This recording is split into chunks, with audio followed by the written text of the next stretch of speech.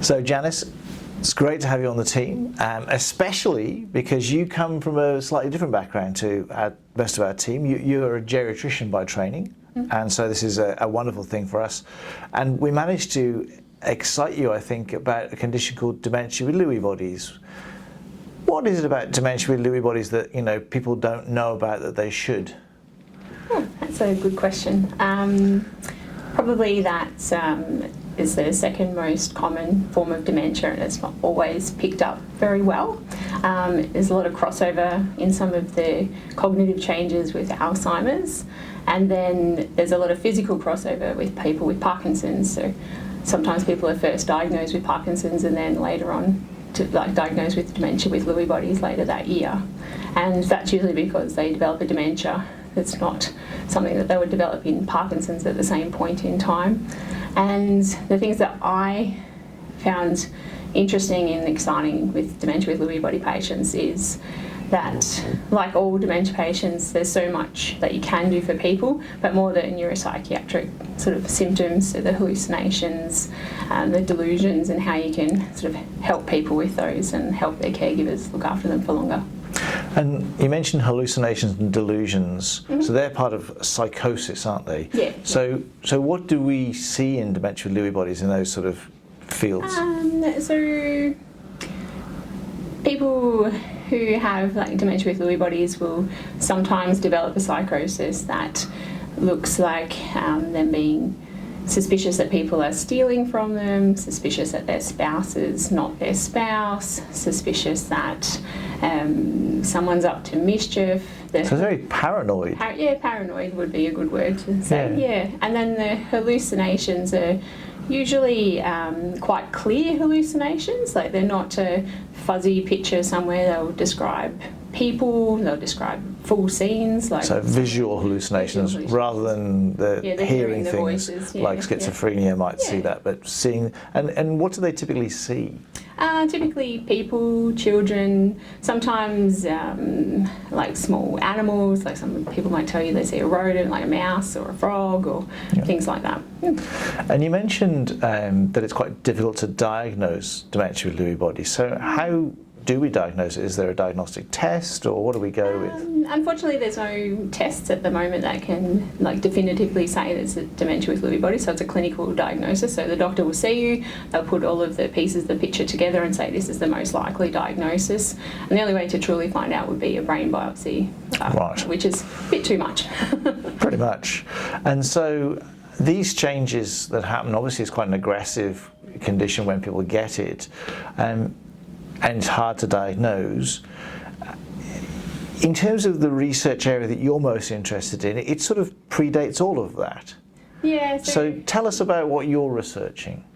So there are a couple of proposed sort of prodromal or pre-diagnosis stages of dementia with Lewy bodies, and one of those is a delirium onset, which is where someone might develop a delirium where they've been completely normal prior to that cognitively, and they'll have something happen like a surgery or they become unwell, and then they get a delirium, which is when the brain sort of has how I describe it is the brain doesn't cope with how unwell the body is, and for whatever reason you get some of the other similar features again, is that like confusion, sort of fluctuating awareness, and sort of inattention, which to someone at home would look like someone's just a bit muddled, not quite sure where or what they're doing, or they might be suspicious of things. So those other neuropsychiatric things come in again, the visual hallucinations, the paranoid delusions, that maybe something's not quite right.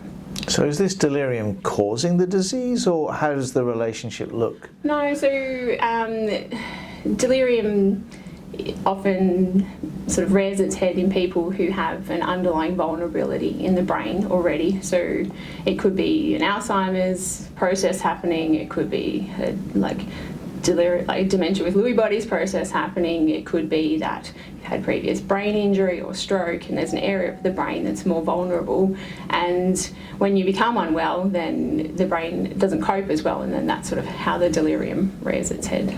So how many of our dementia with Lewy body patients do you think have this prodrome where they get a delirium maybe once, maybe 2 or 3 times.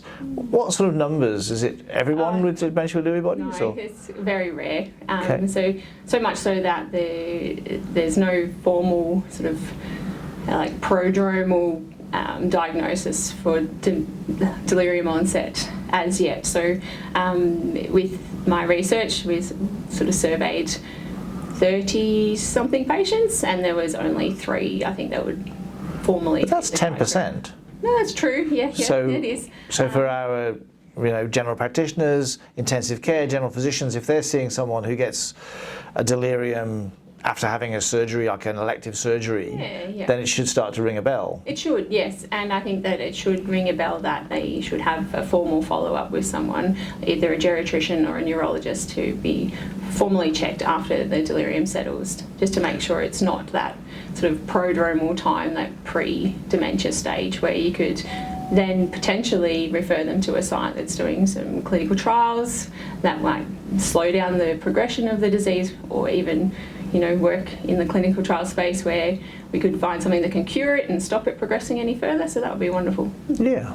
And you mentioned there are other prodromes. What are the other groups that we should look out for who might be at risk of getting dementia with Lewy bodies? Yeah, so not formally a prodromal group, but it's well known that people who act out their dreams, a proportion of those will go on to develop dementia with Lewy bodies or Parkinson's disease. And then there's another group who have had gone through life and never really had any trouble with any mood troubles, so no depression or anxiety, but sometimes there's a group that will sort of present later in life having never had it before, and then have sudden anxiety, depression, and maybe even some psychotic features like the visual hallucinations or delusions, and it's really out of character for what we know about that person. And those psychiatric onset patients, do we think it's the mood disorder that causes dementia with Lewy bodies, or is it another one of these ones where the brain is susceptible and this is a red flag? I'm not 100% sure, but I feel like it's a bit like the delirium onset. There's something already happening in the brain, and then it's reaching a threshold where now you can see something that's changing in the person. And that can take years. Yeah, many years, yeah.